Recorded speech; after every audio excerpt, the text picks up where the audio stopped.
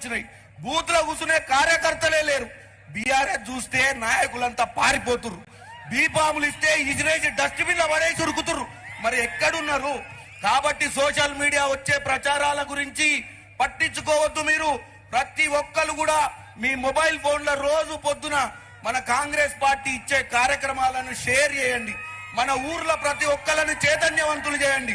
BJP ప్రభుత్వాన్ని గద్దెదింపి రాహుల్ గాంధీ గారిని అక్కడ ప్రధానమంత్రి చేయాల్సిన అవసరం ఉంది. ఈ రోజు మీకు ఒక్కటే చెప్తున్న చివరి మాట, నన్ను ఆశీర్వదించండి. నేను గెలిచిన తర్వాత భువనగిరి ప్రజల కష్టాలు మా అన్నలందరూ ఇక్కడ ఎమ్మెల్యేలు నోళ్లతోటి సహకరిస్తూ పార్లమెంట్ లో మీకోసం గలమిప్తా.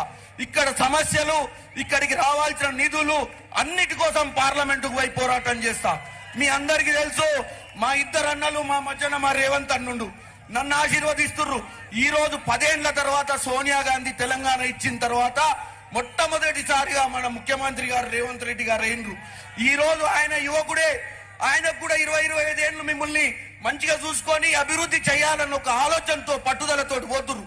ఈ రోజు అందరు కలిసి మన 100 రోజుల పాలన గురించి తప్పు చెప్పుతుర్రు. మనం తిప్పి కొట్టాల్సిన అవసరం ఉంది.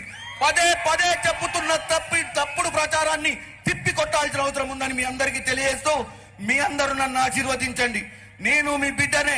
నేను మీ అందరి కోసం కాంగ్రెస్ పార్టీ లాగా పేద బడుగు బలహీన వర్గాల కోసం పనిచేస్తానని మా అన్నలు 3 అన్నల ముందు నేను వాగ్దానం చేస్తున్నా. నేను వాళ్ళెవరిని కూడా ఈ రోజు నా ఎమ్మెల్యేలు మా అన్నలందరూ కలిసి ఆశీర్వదించి టికెట్ ఇచ్చిర్రు.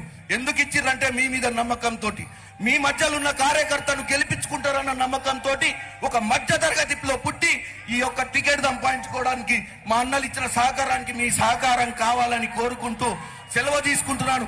ఒక్కసారి అందరూ చేతులెత్తి కాంగ్రెస్ పార్టీ, కాంగ్రెస్ పార్టీ, చేతి గుర్తుకే, చేతి గుర్తుకే. నమస్కారం.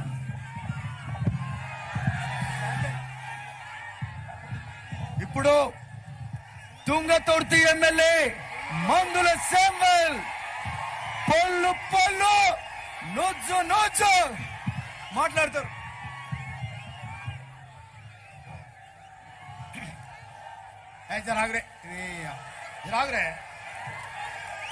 గౌరవనీయులు